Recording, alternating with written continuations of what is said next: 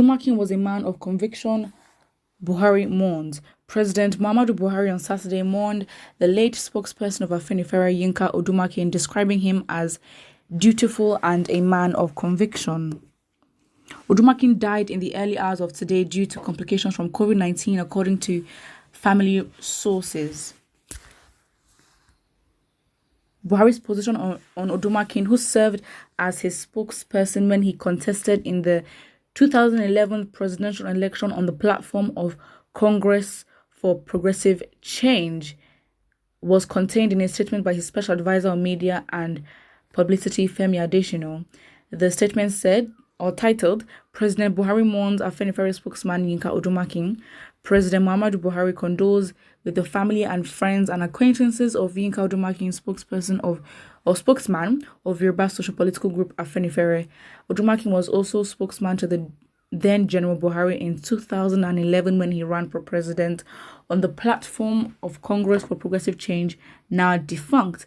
The president recalls Odumakin as dutiful and a person of conviction, expressing sorrow at his demise when he had a lot more to contribute to society and the nation at large. President Buhari praised God to grant repose to the soul of the departed activist and comfort all that mourn him. Absolutely sad. But again, I think that the fact that Buhari has made a comment on this, it just, in a way, it's just ineffective because it just draws the attention away from the late activist, but then to him, because then let's see the first comment, which shows this. The first comment says, which Buhari? Obviously, we're now doubting. So again, when you add Buhari to a mix of a conversation, the conversation absolutely changes to Buhari himself. And so this person now says, which Buhari? You mean the one that is deaf and chilling in London hospital? Please spare me that garbage. And this person puts a picture of Buhari on Nengi's lap, obviously showing that he does not care and is enjoying himself. Rest in peace, Mr. Odumakin. It is funny to say that Buhari mourns Odumakin because dead can never mourn the dead. Wow. See. Of course, on the conversation of death, and then Buhari, who has rumors that follow him about him actually being dead. Obviously, it just plays against each other, and it's the country we live in. I mean, honestly, Nigeria is literally a show. Nigeria is literally a movie because someone says, which of the Buhari? Everyone is saying that. I just place that if Buhari does not mourn Odumakin, let me naked and bath, and he did not disappoint. The number of people Buhari has mourned would reach 1 million. It's like as if Tuwo Shinkafi is his favorite food and Goni couldn't mourn, okay? Someone here says, rather than mourn him, make the positive change you promised Nigerians. Well, I mean, honestly, Yinka Odumakin, I don't know a lot about him, but he's highly respected as, spokesman of Afenifere. And so I guess people are really feeling the impact of what it is. So I guess there's nothing to really say about him. But of course, with Buhari, it's so strange how as ineffectual and as docile, I'd say, Buhari is. He always manages to trend every single time. Of course, he's president, but he literally just trends. Like at least every other day, he's trending on Twitter because he's done something, or not that he's done something. I mean, his silence and his lack of proactiveness is literally so loud and so active that we all comment about it. It's sad. Someone says now it's a case of dead mourning the dead. But this so-called Buhari is spirit that he cannot come out and issue live interview like the other heads of state every time. He said this, he said that.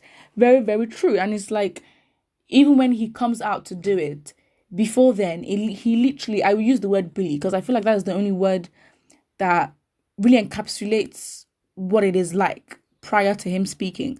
We literally have to force and beg and demand and threaten and call on international powers, do the absolute most just to hear him speak. And then when he speaks, it's already pre-recorded, reading from a piece of paper. And it's never like, okay, fine, having live conversations or live interactions with reporters just to hear him think on the spot or just hear him make sentences. I mean, how do we know this man is illiterate? We don't know that. I mean, it's sad. But the fact is we should spend our energy planning for 2023. Whatever that is, it could be you getting your PVC, it could be, you trying to educate the people around you to get their PVCs and understand that they need to have valid, or what's the word, or tangible reasons, or tangible benchmarks as to who they want to vote for. And I think the fact is, because we supposedly put somebody in power with our votes, and every vote counts. So again, I think that's the change we need to make, and understand that we need to have a better base for judgment as to who is president and why we give our vote. So yeah, I think you're entitled to your base and your opinion, and you're entitled to your vote. But again, it's just, if you can't justify why someone should be president, and you use arguments of he's from your tribe, he's a man, he goes to your church, it's not tangible enough. But yeah, we just have to prepare, because again, Buhari trends. No matter what happens, he will trend. The question is, what are we going to do to make sure that he doesn't trend? And that is getting our PVCs, and basically just making sure that we use our constitutional right to actually vote and all that. And someone here says, is it the look-alike that was captured in Lagos 2 weeks ago, or the Jubril of Sudan who ran out of Aso Rock? I heard that the new Buhari traveled to London for his medical checkup. It's only the living that mourns the dead, but here in Nigeria, it's a different case. Absolutely. But again, this will continue to be it. I think, are we enjoying this drama? Because again, if we really want change to happen, I think we'd be more proactive. And I think that we've gotten to a point where everyone just wants to survive, and no one is going to really put down their life for something that isn't benefiting them. And it's sad, but things cannot just continue to remain the same, especially if you want change. And the fact is, it is not everybody that will leave the country. Yeah, not everyone will leave. Not everyone's going to go to the diaspora. No, it can't be everyone's story. And it's happening at such an alarming rate where it's sad. It's sad. But yeah, are we ready for change? Because if we're not ready, then let's just move and just go with what the country gives us, to be honest. Because it doesn't seem like as if, as a whole country, we're really serious about making change. And to be honest, you can't force, what is not there or what's not genuine. So yeah.